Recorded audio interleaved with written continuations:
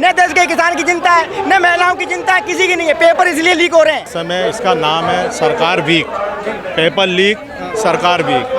धर्मेंद्र प्रधान जी की सबसे बड़ा फेलियर है कि उनके कार्यकाल में इतना पूरा बड़े देश में और इतना बड़ा पेपर लीक हो गया है। तमाम लोग आप लोगों की प्रोटेस्ट को इलीगल करार दिया जाता है। अगर आप लोग यहाँ से नहीं जाएंगे तो आप लोगों के खिलाफ कानूनी कार्रवाई और लीगल एक्शन। पेपर बिक रहा है। पेपर क्या बिक रहा है? यहाँ तो MLA MP पता नहीं क्या क्या बिक रहा है। 5-5 हजार रुपए लेकर जब डॉक्टर बनाए जाएंगे तो देश का भविष्य किस तरफ जाएगा, ये एक सोचनीय विषय है।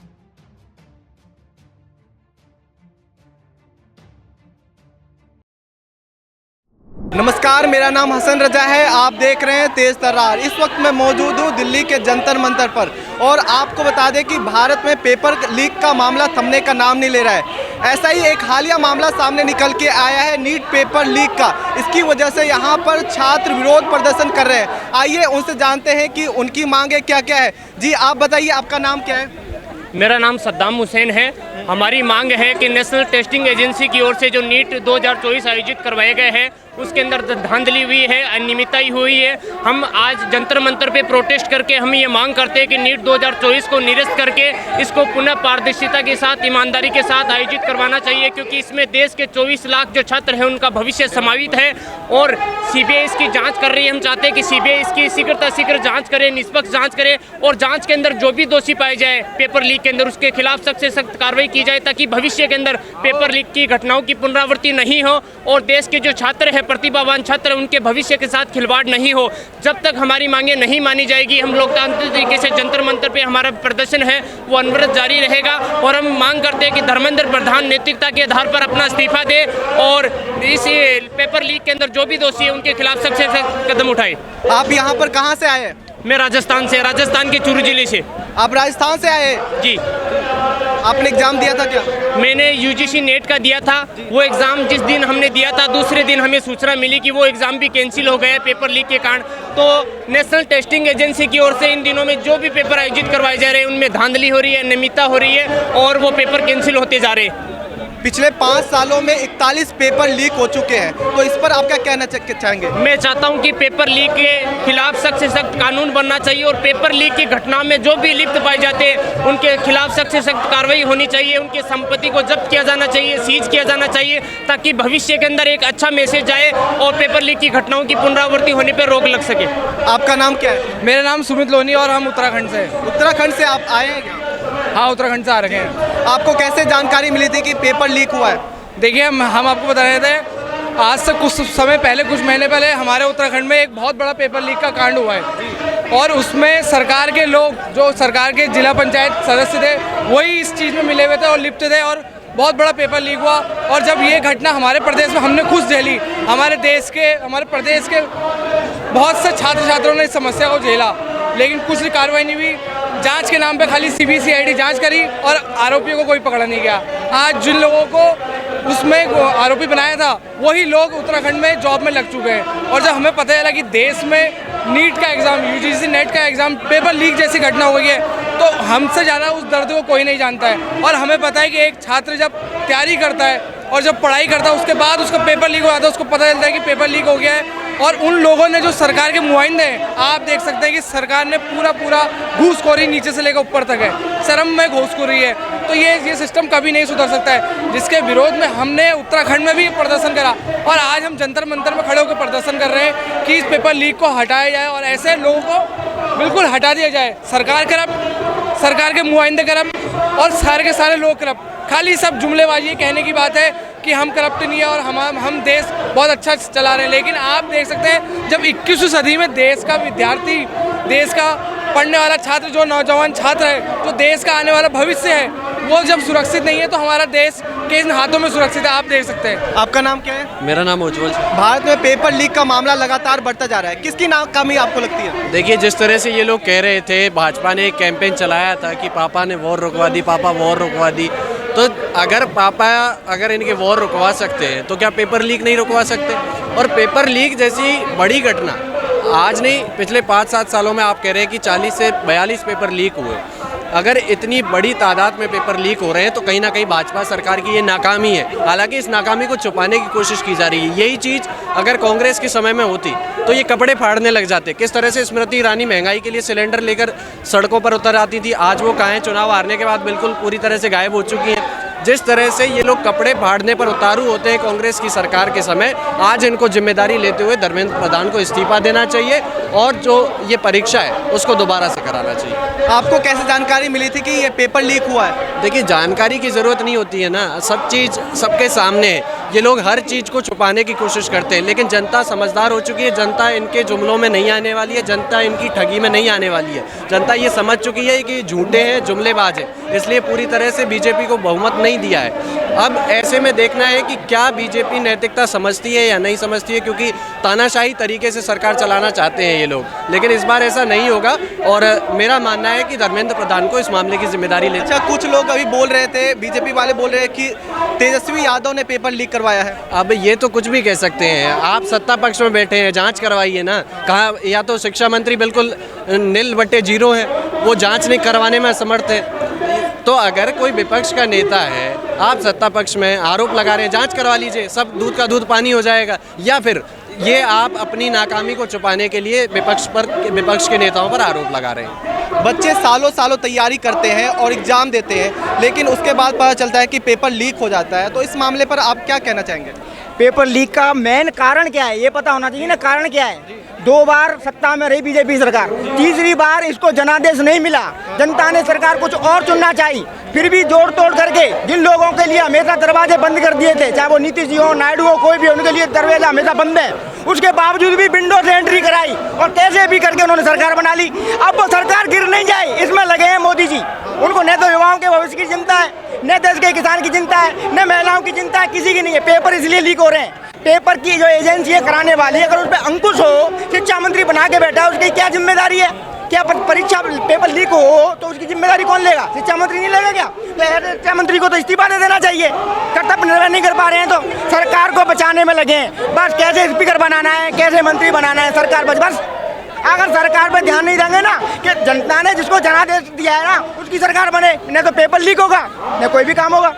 इस पेपर लीक से 24 लाख लोग प्रभावित हुए। इसके साथ ही देश की जनता, देश के युवा जो सोचते हैं कि पढ़ लिख करके कुछ बन जाएंगे, पेपर दे करके कुछ बन जाएंगे, लेकिन पेपर लीक के मामले की वजह से वो बहुत ज़्यादा परेशान है। इस पर आप क्या? परेशान क्यों नहीं होंगे साहब? पहले पीएमटी का पेपर होता था, अब नीट का पेपर हो गया है। एक बच्चा किसान का जब तैयारी करने आता है ना तो कम से कम मेट्रो सिटी में आता है, देश की राजधानी में आता है, या किसी स्टेट की राजधानी में आता है। वहाँ कम से कम 1 साल का 1.5 से 2 लाख रुपए उसका खर्चा होता है। महंगी कोचिंग है, 2-2 लाख रुपए बोल लेती हैं। कैसे कैसे किसान पता है अपने गिरवी रखता है जमीनों को, महिलाएं वो अपने आभूषणों को गिरवी रखती हैं, उसके बावजूद उनको पढ़ाने भेजती हैं और फिर पेपर लीक हो जाए तो जनता पे क्या बीतती है, युवा पे क्या बीतती है? बिल्कुल, माँ बाप पेट काट करके बच्चे को पढ़ाते हैं और फीस भरते हैं और ऐसा मामला सामने निकल के आ जाता है कि जो अमीर लोग हैं 10 लाख 20 लाख रुपए देकर पेपर खरीद लेते हैं। बिल्कुल, पेपर बिक रहा है। पेपर क्या बिक रहा है? यहाँ तो MLA MP पता नहीं क्या क्या बिक रहा है, यहाँ सब कुछ बिक रहा है। जब से मोदी सरकार आई है ना, देश में ऐसी कोई चीज नहीं है जो बिक नहीं रही।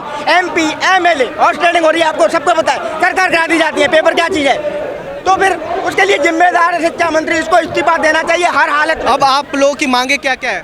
मांगे हमारी ये है कि नीट का जो धांधली हुई है ना, वो नीट का दोबारा से पेपर हो, फ्रेश हो, और बच्चों के पास में जो पेपर आता है ना वो किसी भी प्रकार से, चाहे NTA से कराओ चाहे दूसरी एजेंसी से पेपर कराओ, दोबारा पेपर कराओ और फ्रेश कराओ। नीट को नीट रहने दो।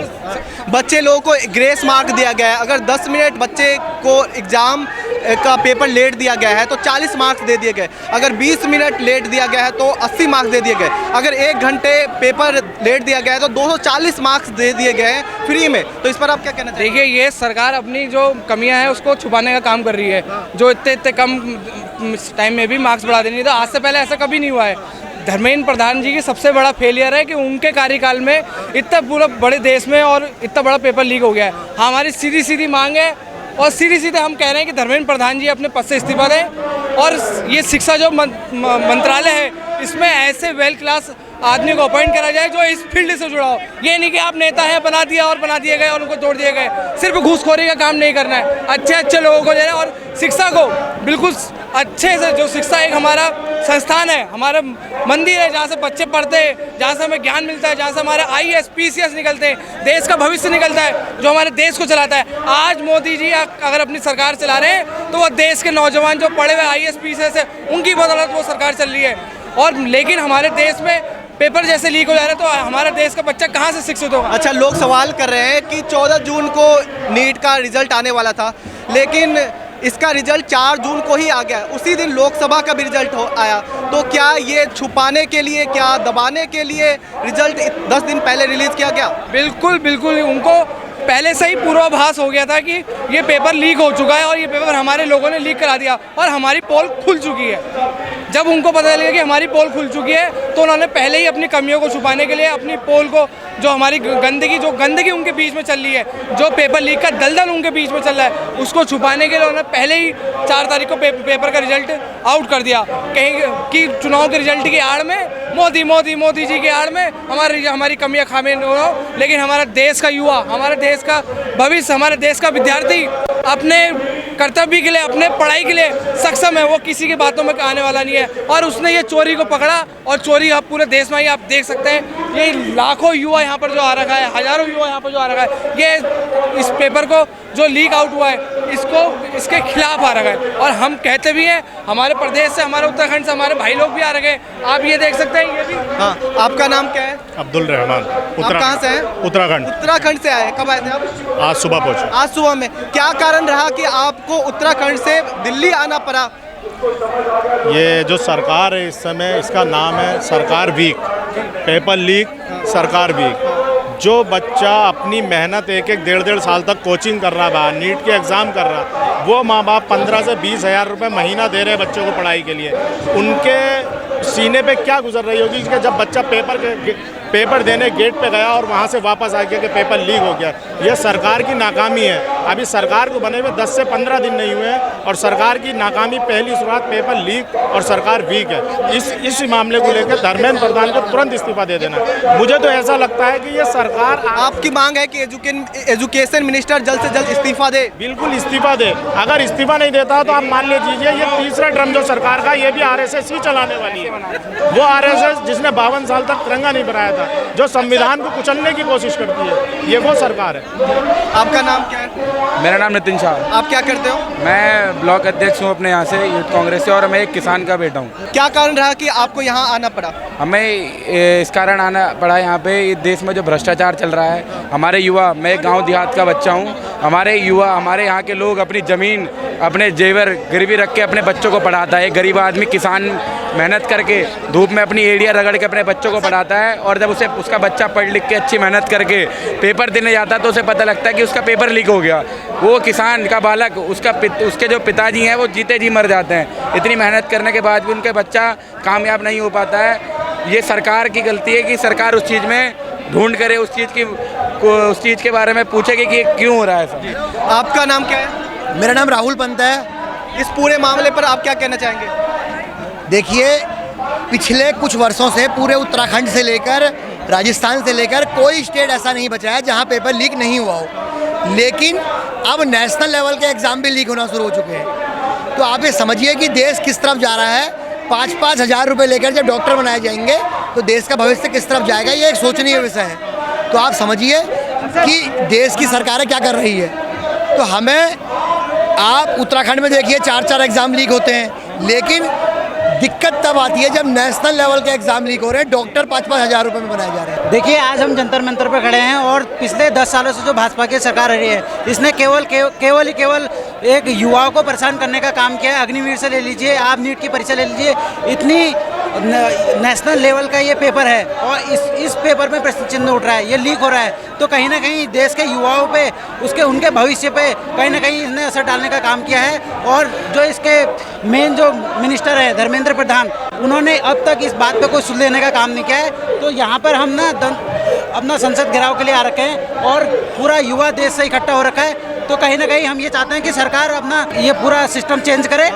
आपकी मांग है कि जल्द से जल्द सख्त से सख्त कानून बने ताकि पेपर लीक करने वाले को कड़ी दंड दी जाए। इसके साथ ही धर्मेंद्र प्रधान जी इस्तीफा देना चाहिए। आप देख सकते हैं कि यहाँ पर आइसा छात्र संगठन के द्वारा भी विरोध प्रदर्शन दर्ज किया जा रहा है और देख सकते हैं कि क्या क्या वो मांग कर रहे हैं। लिखा हुआ है धर्मेंद्र प्रधान इस्तीफा दो, इसके साथ ही लिखा हुआ है नेट पेपर में हुई गड़बड़ियाँ का जिम्मेदार कौन है, शिक्षा मंत्री जवाब दे।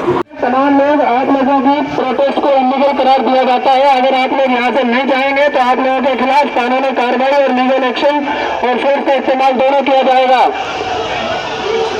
आप लोग यहाँ से पीसफुली और डिस्टर्ब हो जाए, आपके प्रोटेस्ट को इलीगल करार दिया जाता है, आपकी असेंबली को भी इलीगल करार दिया जाता है। अब आप लोग यहाँ से चले जाए पीसफुली।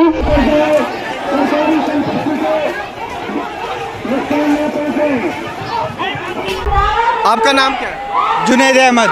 जी आप बताइए, आप क्या कहना चाह रहे हैं? मैं ये कहना चाह रहा हूँ, आपको मालूम है जैसे पिछले 10 साल से हिंदुस्तान में मोदी सरकार है और इसमें पिछले 7 साल में 70 पेपर लीक हो चुके हैं नीट के।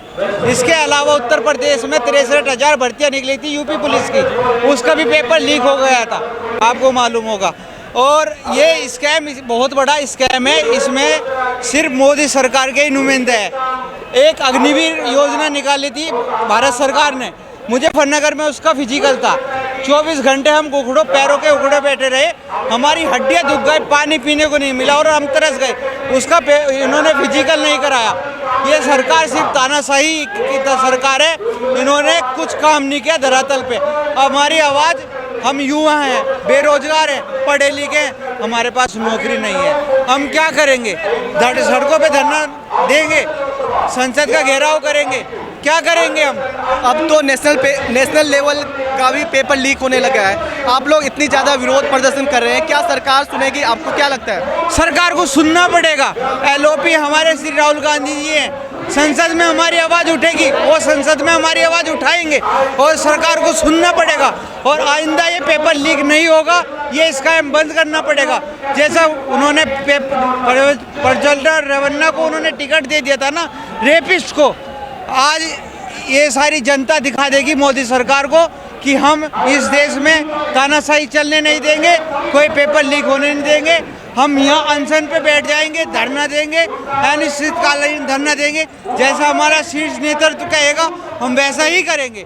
आपका नाम क्या है? रवि कुमार। इस पूरे मामले पर आप क्या कहना चाहेंगे? यूपी में 10 साल से बीजेपी की सरकार है। देश में 10 साल में कम से कम 70% एग्ज़ाम लीक हुए, चाहे वो शिक्षा विभाग हो, प्रशासन हो, नीट हो, डॉक्टर हो। ये सरकार विफल रही है। ये सरकार धंधा बना लिया है एजुकेशन के नाम पर। ये सरकार चाहती है कि शिक्षा ख़त्म हो जाए और जब शिक्षा नहीं होगी तो आदमी का दिमाग विकसित नहीं होगा और वो ऐसे ही करते रहेंगे और ये लालों की नौकरी कराते रहेंगे। देश को उन्होंने अंबानी अडानी को बेच दिया, इनके रिश्तेदार हैं। आज देश का युवा सड़कों पर, इन्हें शर्म आनी चाहिए। ये भगत सिंह जी ने कहा था कि जो ये भैरव की सरकार है, ये भी भैरव की सरकार है, इसे धमाके की ज़रूरत है। ये एक धमाका ही है, ये कांग्रेस का धमाके की शुरुआत है। इस सरकार को एजुकेशन मंत्री को इस्तीफा देना पड़ेगा, रीनीट का एग्ज़ाम कराना पड़ेगा, निष्पक्ष जांच करानी पड़ेगी और हम वो करा के छोड़ेंगे। आज हम यहाँ सब युवा एकत्र हुए हैं संसद भवन में घुसने के लिए और ये बीजेपी की सरकार, मोदी सरकार हमें किसी भी कीमत पे अंदर घुसने से नहीं रोक सकती है। तो हमने यहाँ पर मौजूद छात्रों से बात की।